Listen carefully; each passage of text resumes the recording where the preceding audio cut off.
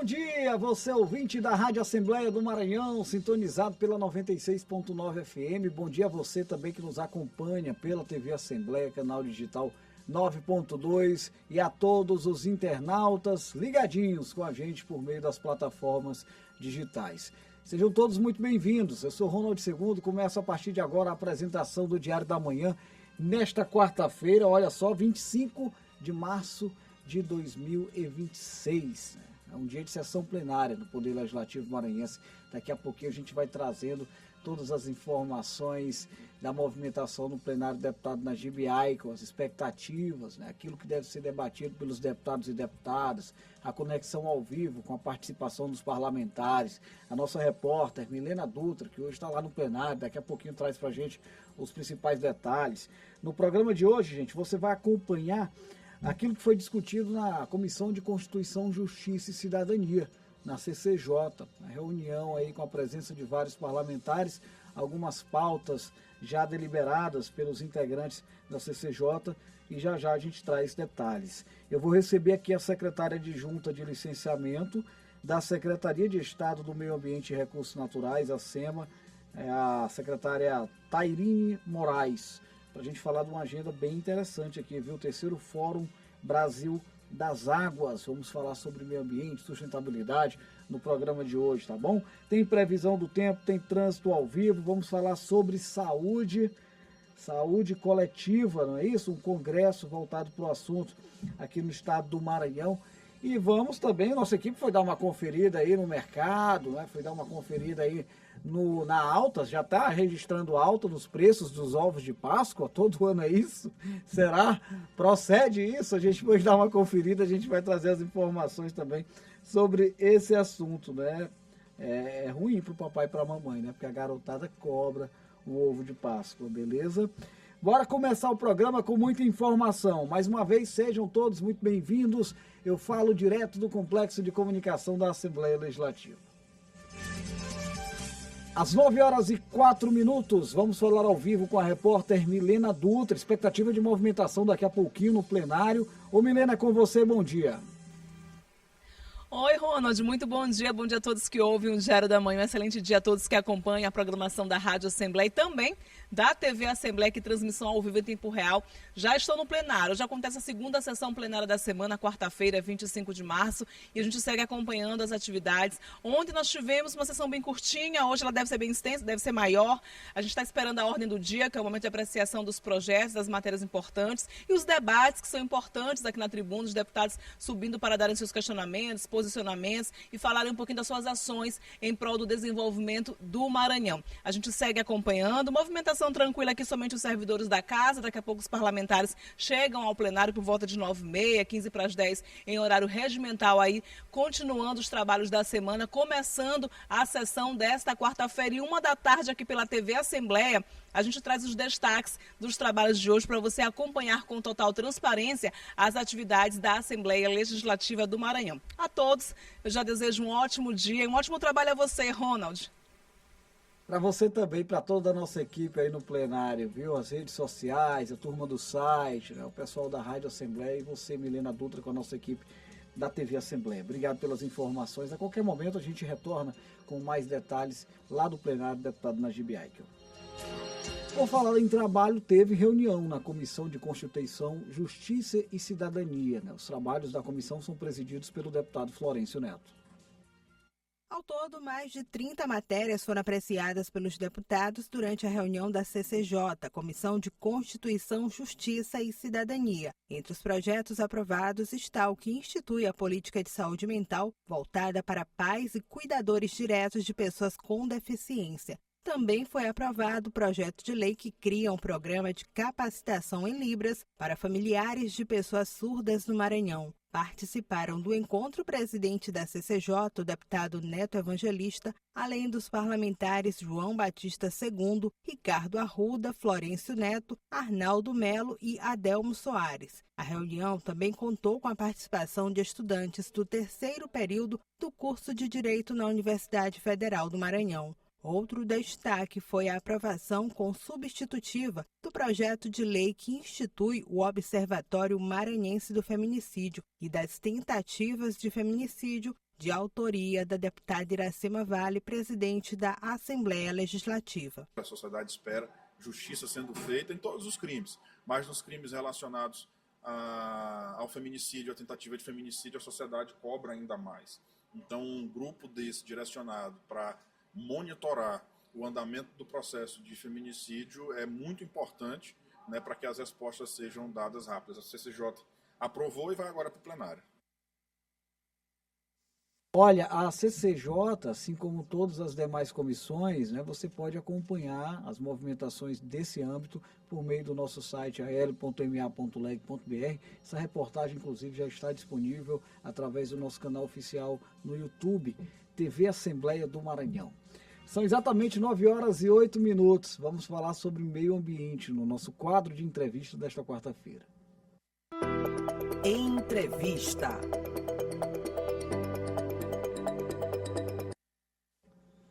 Quem acompanha a TV Assembleia, né, o YouTube também, o Diário da Manhã pelo vídeo, já observa que nós estamos com a nossa convidada de hoje por aqui. Na Rádio Assembleia eu apresento a nossa convidada, que é a secretária adjunta de licenciamento da Secretaria de Estado do Meio Ambiente e Recursos Naturais, é a secretária Tairine Moraes. Vamos bater um papo aqui sobre uma pauta que eu considero muito mais que importante, né? Uma pauta extremamente necessária. Secretária, seja muito bem-vinda. Bom dia, senhora. Obrigado por estar aqui com a gente.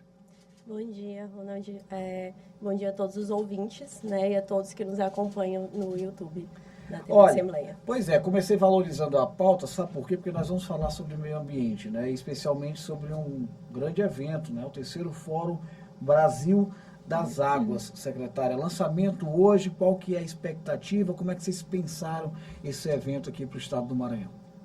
Ronald, esse evento a gente vai receber aqui, né, com muita felicidade, né, o terceiro Fórum Brasil das Águas. Ele vai ser realizado aqui na nossa cidade, aqui em São Luís, de 4 a 8 de maio.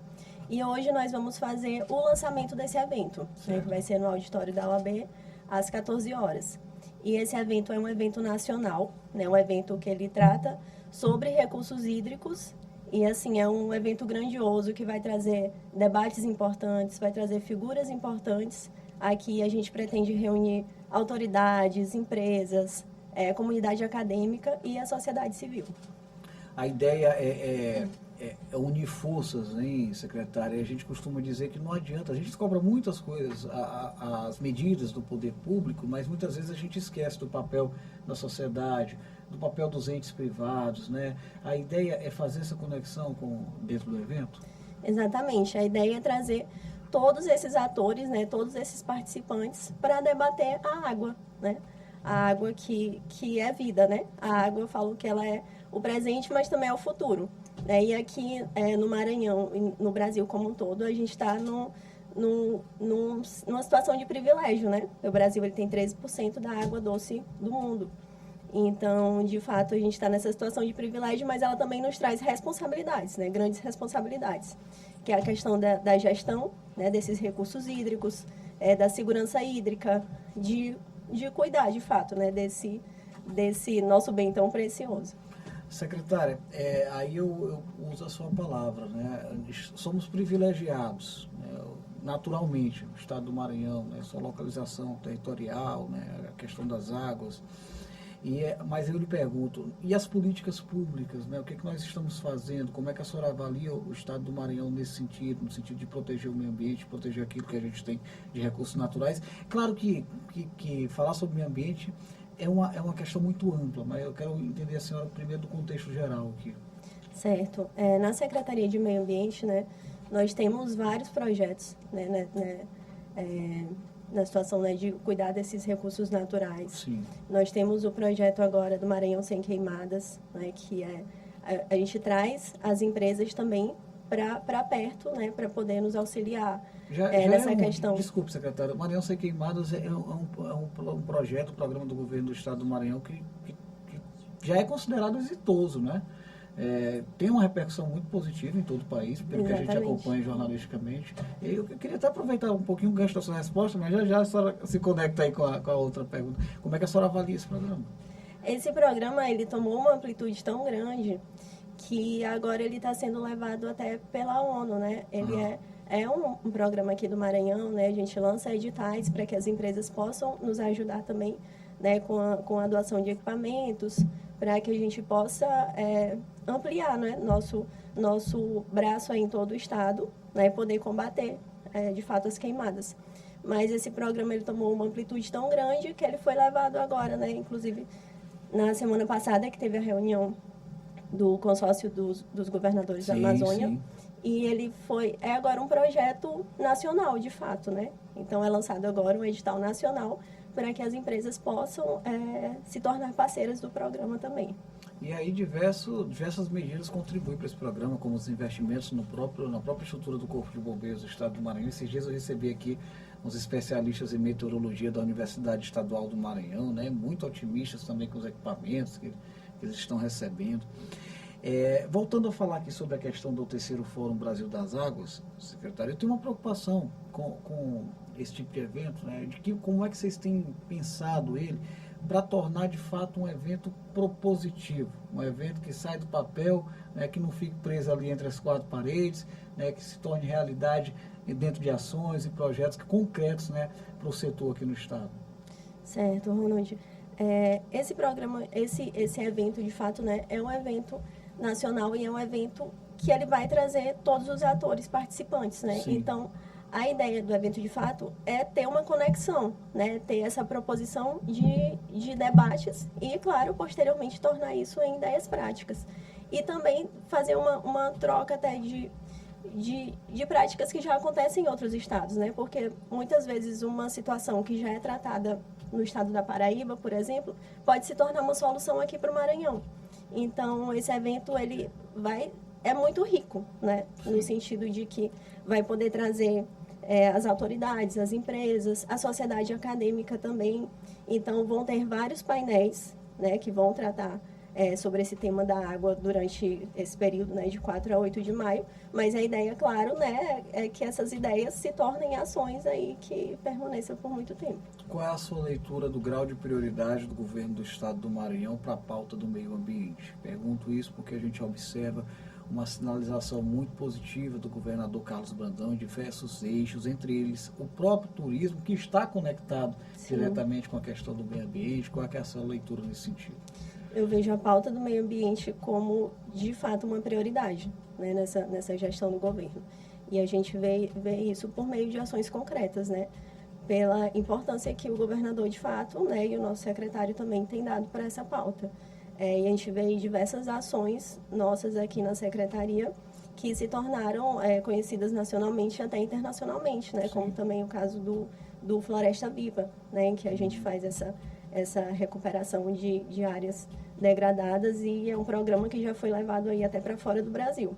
Então, a gente vê que, de fato, essa pauta é uma prioridade do governo, né? E é uma prioridade da nossa secretaria. Falar sobre o meio ambiente, né, é muita coisa, secretário, mas é possível apontar um desafio principal que vocês enfrentam na Secretaria de Meio Ambiente? Né? Essa riqueza toda natural do estado do Maranhão pode ser um caminho para essa resposta? Eu acho que a principal pauta também, um caminho, é aliar, né, essa questão de proteger o meio ambiente com o desenvolvimento econômico, né? Acho que é um desafio e é algo que eu acredito que nós estejamos avançando, estejamos conseguindo fazer esse equilíbrio, né, entre a proteção do meio ambiente e o desenvolvimento econômico. Como é que a Secretaria tem buscado atrair a população para esse tipo de pauta, né? Vocês têm pensado campanhas educativas, porque aí a gente volta a falar, né? O poder público tem um papel, né? Claro, mas a sociedade ela é muito mais importante dentro de todo esse processo. Como é que você avalia também esse cenário? A Secretaria ela tem trazido, né, a população para perto por meio também de algumas ações educativas, né? Essa semana mesmo a gente estava em Rosário, porque assim, a Secretaria é do Estado, né? Mas, de fato, o corpo técnico é um corpo técnico restrito, né? Então, a gente tem alguns desafios aí para tentar estar presente em todo o Estado, né? Estar presente nos 217 municípios. Então, a nossa secretaria não para, né? Os servidores não param, estão viajando o tempo todo, estão levando ações educativas. A sociedade civil também participa por meio dos conselhos, né? Nós temos o Conselho de Meio Ambiente, o Conselho de Recursos Hídricos. Então, a sociedade também consegue participar, né, e consegue ter, de fato, debater o tema do meio ambiente, né, consegue dar ideias e consegue participar efetivamente da política pública do meio ambiente. O governador Carlos Brandão é um homem do interior do estado, né? E tem uma característica muito forte, um perfil municipalista, né? Esse perfil, ele reflete também nos trabalhos que vocês desenvolvem? Eu pergunto isso porque a senhora está falando sobre o desafio que é compreender, que é atender, na verdade, ali todo o estado do Maranhão. Isso é uma pergunta que eu faço praticamente para todos os secretários. Não é fácil levar as políticas públicas, esse estado é muito grande, e é de fato desafiador, né? Estreitar as parcerias com os municípios, né? Abraçar mais esse âmbito municipalista, né? Essa palavra está até na moda, hein, secretária? É uma estratégia que vocês têm utilizado? Sim, muito. Assim, de fato, é uma prioridade, né? E é uma diretriz. A gente tem essa parceria com os municípios. A gente até descentralizar também, né? A gente faz os termos de cooperação com os municípios para que eles possam também fazer o licenciamento pelos municípios. Então, isso também é uma diretriz do governador Carlos Brandão. E nós fazemos, né, fazemos essa descentralização para os municípios, mas também acompanhando de perto, com capacitações permanentes. Então, nossos servidores estão sempre nos municípios, né, do interior fazendo essas capacitações. E, de fato, a secretaria ali não para. Tenho certeza que sim, secretária. Então, hoje é o lançamento, né? Eu deixo espaço aqui para a senhora fortalecer o convite, falar um pouco mais, fique bem à vontade para a senhora falar sobre este importante evento. Certo. Hoje vai ser o lançamento, né, do terceiro Fórum Brasil das Águas. Vai ser realizado no auditório da OAB, às 14 horas. Mas eu já estendo o convite para a participação do fórum, né, que vai ser realizado de 4 a 8 de maio, aqui em São Luís. Então, as inscrições elas já estão abertas no site do Fórum Brasil das Águas, elas são gratuitas. E nós esperamos contar aí com a participação de 2.000 a 3.000 pessoas. Então, de fato, vão vir pessoas do Brasil inteiro.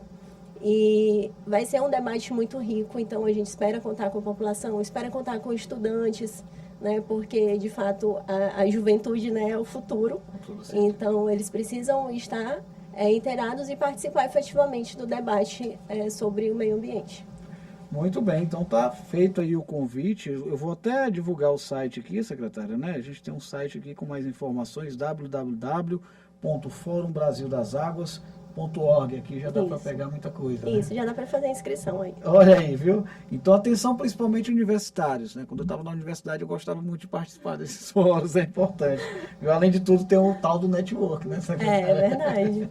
É isso mesmo, viu? Mais uma vez eu quero agradecer, gente. Eu conversei aqui com a secretária Tairine Moraes, responsável pela Secretaria de Licenciamento da Secretaria Adjunta, de Licenciamento da Secretaria de Estado do Meio Ambiente e Recursos Naturais. Leve nosso abraço a todos os seus colegas, servidores, que eu tenho certeza que fazem um trabalho muito importante em defesa do meio ambiente, viu, secretária? E a gente agradece aí o convite, agradece esse espaço. São 9 horas e 21 minutos. Vou chamar a Nanda Fontinelli com a previsão do tempo. A gente estava falando de meio ambiente aqui, a Nanda vai dizer como é que está o clima.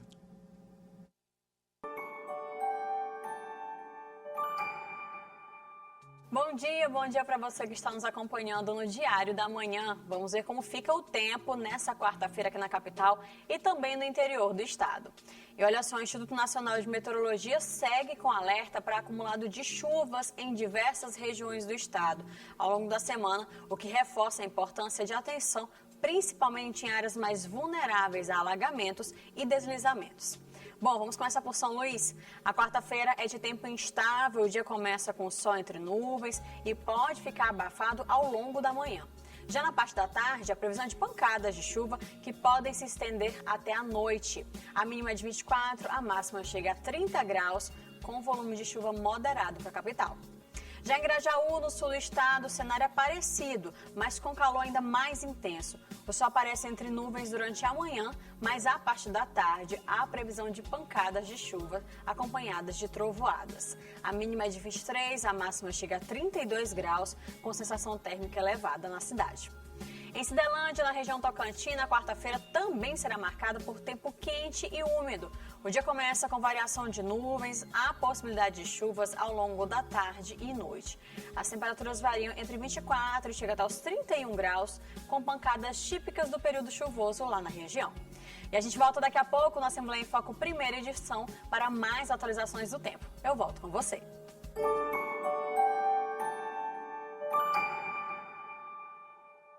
Muito obrigado, Ananda Fontinelli, com a previsão do tempo. Bora fazer um giro pelo trânsito na região metropolitana de São Luís, exatamente às 9 horas e 23 minutos. Trânsito complicado, carregado ali na estrada de Ribamar. Você que sai do próximo condomínio Vitória, ali já pegando aquele trevo, não é isso? Sentido Forquilha, vai enfrentar dificuldade, 14 km por hora de média de velocidade nesse momento na região da Forquilha, repito, estrada de Ribamar. O trânsito permanece lento também na Avenida Jerônimo de Albuquerque, altura da Coab. Você que sai da região da Forquilha já pegando a Coab, sentido Angelim, vai enfrentar dificuldade também, trânsito um pouco carregado nesse momento ali, com cerca de 20 km por hora de média de velocidade. Deu uma atualizada agora, deu uma melhorada, né? Mas ainda não está favorável, não está tranquilo, está favorável, como dizem por aí, não é? Grande Ismael Gama, daqui a pouquinho na apresentação do Diário da Manhã. Ele não pegou o trânsito não, chegou cedinho por aqui, viu? Nesse momento, a Avenida São Luís de França, 25 km por hora de média de velocidade. Você que sai da Coab, vai quebrar ali, ó. Você ainda usa o termo quebrar, Claudinho? Quebrou pro Habitacional Turu, passando ali em frente à entrada do Itapiracó, onde nós temos muitos amigos e ouvintes. Você já vai pegar o trânsito um pouco lento, dar uma melhorada mais à frente na altura do conjunto habitacional Turu. Olha onde está o problema aí, meu amigo. Na Avenida Mário Andreasa, Olho d'Água, trânsito praticamente parado. A Mário Andreasa, para quem não conhece, é meio que uma ponte entre a Avenida São Luís de França e a Avenida Daniel de Latouche, na altura do Olho d'Água. Já na região do Araçagi, a Avenida Conselheiro Hilton Rodrigues não apresenta nenhum tipo de dificuldade no trânsito. O mesmo acontece na Avenida dos Holandeses. Olha aí a nossa operação do Sistema de Monitoramento de Trânsito atenta, já abriram um zoom aí, dá para ver a Avenida Litorânea, que está uma maravilha. Então, você ouvinte da Rádio Assembleia do Maranhão, está aí sintonizado na 96.9 FM, está no trânsito, está me ouvindo, já sabe, se tiver no Araçagi, indo para a região do Calhau, pode ir tranquilo, viu, meu amigo? O trânsito está fluindo muito bem, tanto na região da Avenida dos Holandeses, né, como alternativa principal, quanto com a Avenida Litorânea. São 9 horas e 25 minutos, Avenida Castelo Branco, lá no São Francisco do Claudinho, trânsito praticamente parado, 14 km por hora de média de velocidade. O mesmo acontece na ponte, viu?